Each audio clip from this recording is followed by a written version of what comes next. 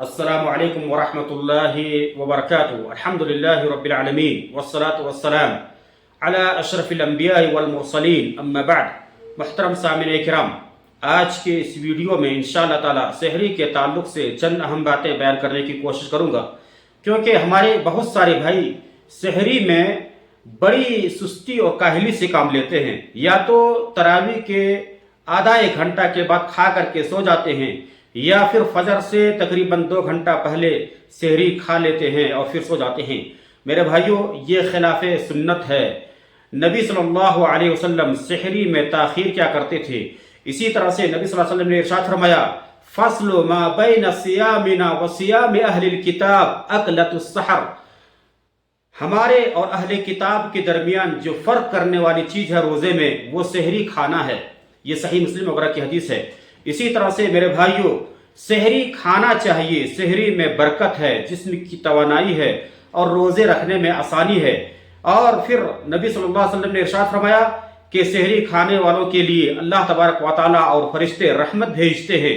جیسا کہ ایک حدیث ہے، نبی صلی اللہ علیہ وسلم ارشاد فرماتے ہیں، السحور اکلہ برکہ فلا تدعوه ولو ان يجرع احدكم جرعة من ماء فإن الله عز وجل وملائكته يصلون على المتصحرين۔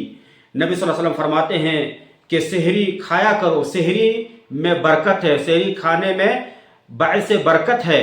اور اسی طرح سے چاہے پانی کا ایک ہی گھونٹ کیوں نہ ہو، پھر بھی سحری کرو۔ پانی اگر کچھ بھی نہیں ہے تو پانی کا ایک ہی گھونٹ پی لیا کریں، لیکن سحری کیا کریں، کیونکہ سحری کھانے والوں کے لیے اللہ تبارک و تعالیٰ اور فرشتے رحمت بھیجتے ہیں۔ جو لوگ سحری کھاتے ہیں ان کے لیے، اللہ اکبر۔ اسی طرح سے میرے بھائیو، سب سے بہترین جو سحری ہے، نبی صلی اللہ علیہ وسلم فرماتے ہیں، نعم سحور المؤمن التمر۔ سب سے بہترین جو سحری ہے وہ کھجور ہے۔ تو میرے بھائی، ان احادیث سے ہمیں یہ پتہ چلتا ہے، یعنی سحری کھانا چاہیے، لیکن اگر کوئی شخص، کسی شخص نے نیت کیا الحمدللہ روزہ رکھنے کی، اور رات میں ان کا ارادہ تھا اٹھنے کا، سحری کھانے کا مکمل ارادہ تھا، لیکن کسی وجہ سے نہیں اٹھ سکا، سوئے رہ گیا، آنکھ لگ گئی اور اذان کے بعد اس کی آنکھ کھلی، تو پھر وہ روزے کو پورا کرے گا، کیونکہ انہوں نے نیت کی تھی روزہ رکھنے کی۔